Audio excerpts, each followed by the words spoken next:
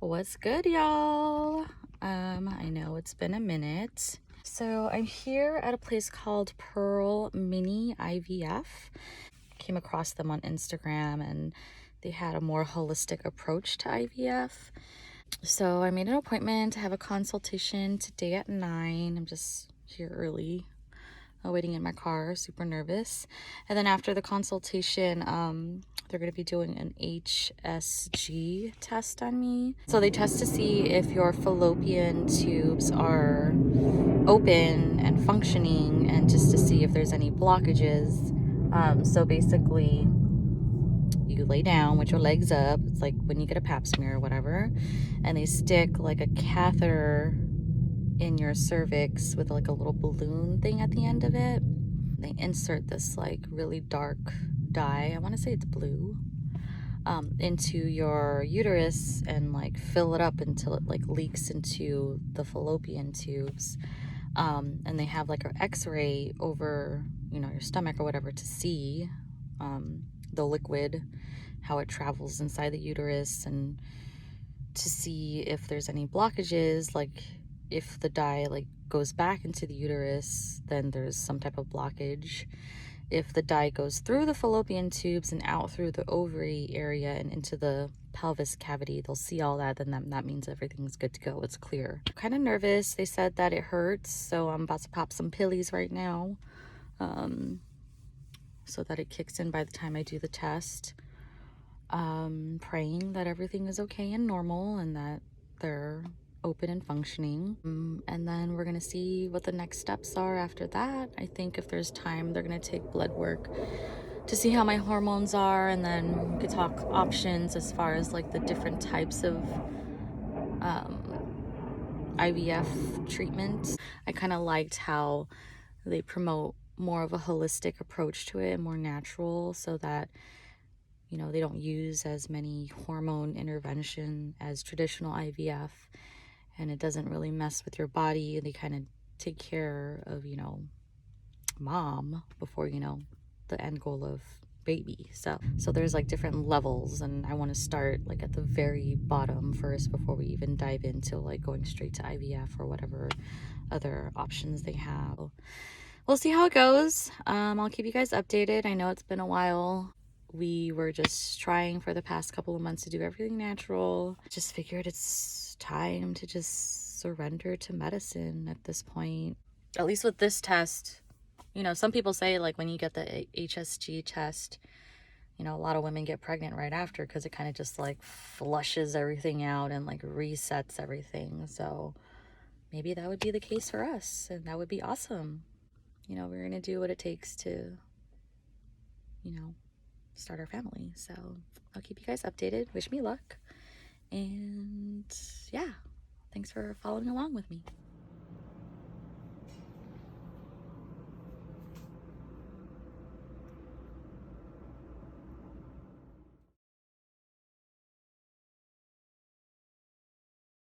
We kind of talked about starting at the very lowest tier pretty much by just introducing some hormonal medicines, letrozole, for my next cycle to boost ovulation. And if I don't get my next period by day cycle number 32 or something like that, they're gonna give me Provera to kind of just fake a period to get it out of the way, and then start with the ovulation medicine.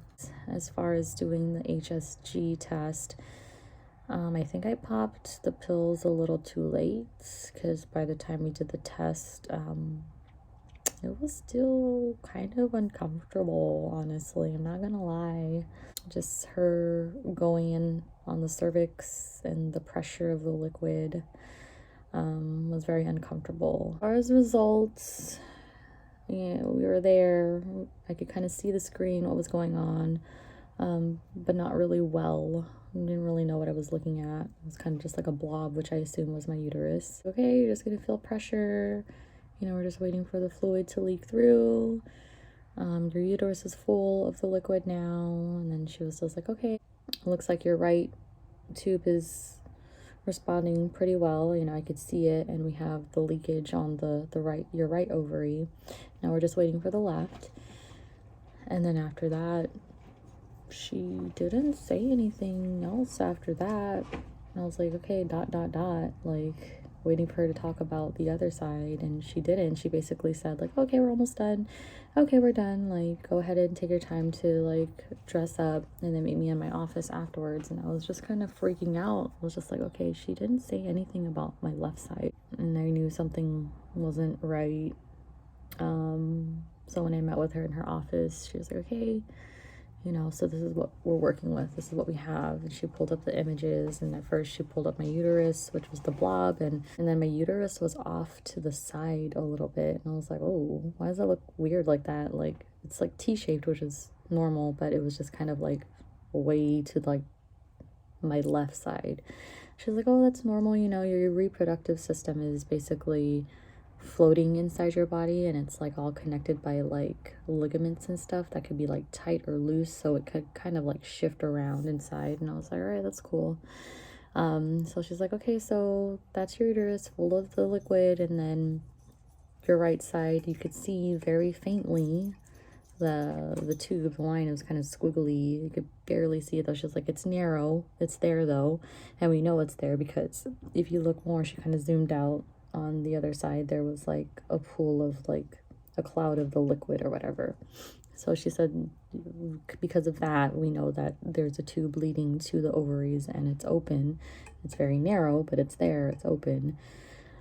And I was like looking at it, I was like, I don't see nothing, honestly. But it was there, it was very faint.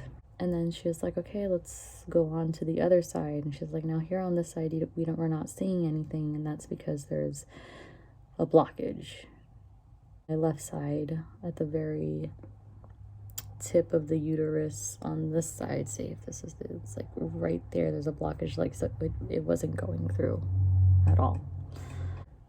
And she said that sometimes it could be like a muscle spasm where the uterus reacts to what's going on in there, so it kind of just like spazzes and closes, I guess.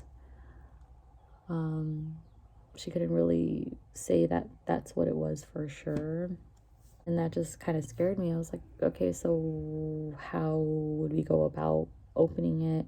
She basically just said that, you know, I wouldn't worry too much about it right now because we do have the right side that is flowing, it's open and functioning. We have that to work with for a couple of months, and if you want to revisit the left side, say if we don't get pregnant, she could go in there and surgically like open the tube.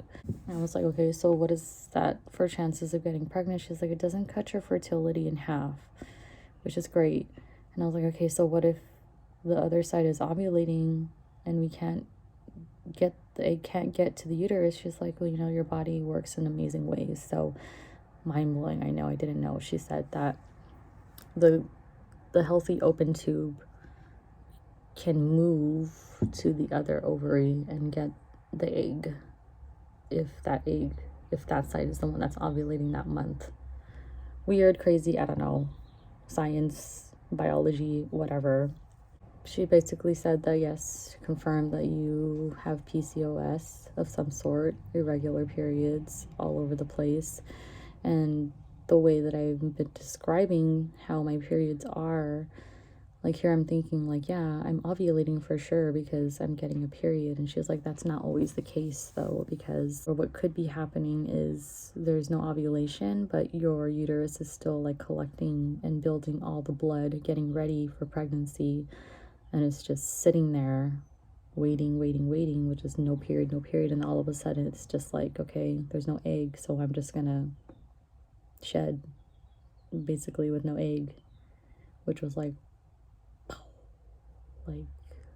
you could have a period without ovulation and just shed an empty uterus with no egg in there. It kind of was just like, wow, the past couple of months when I finally thought I got my period and thought I was ovulating, here we were like trying.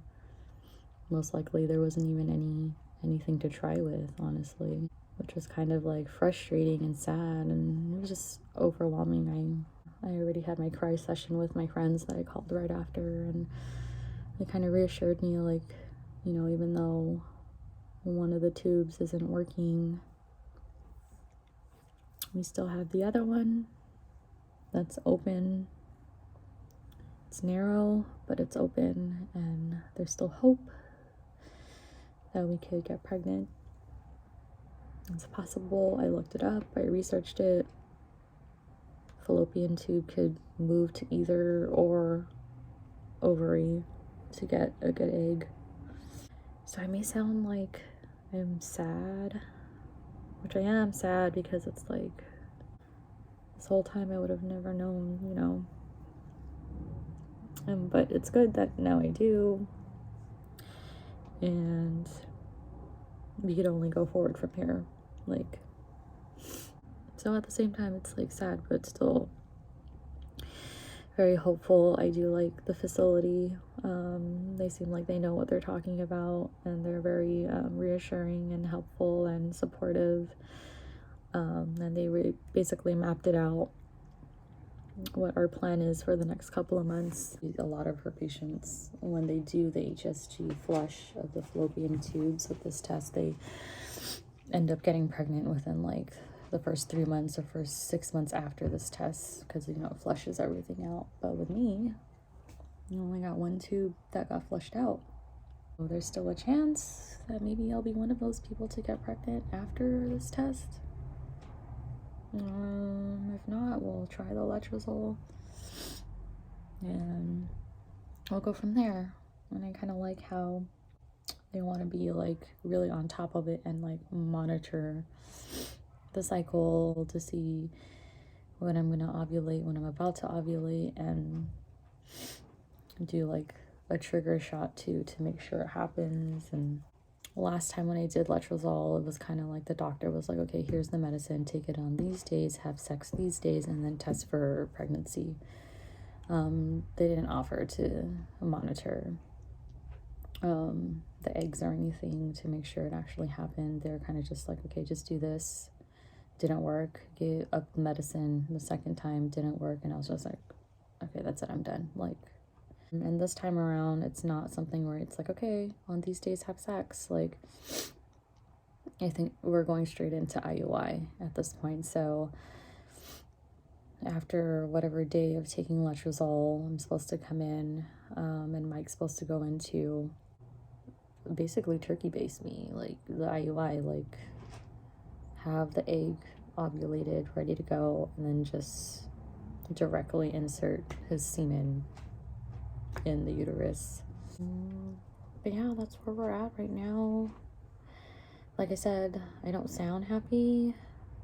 It's just a lot to take in, but I'm very hopeful. I will let you guys know in a couple of weeks what happens. But yeah, thanks for following, and I'll see you guys on the next video.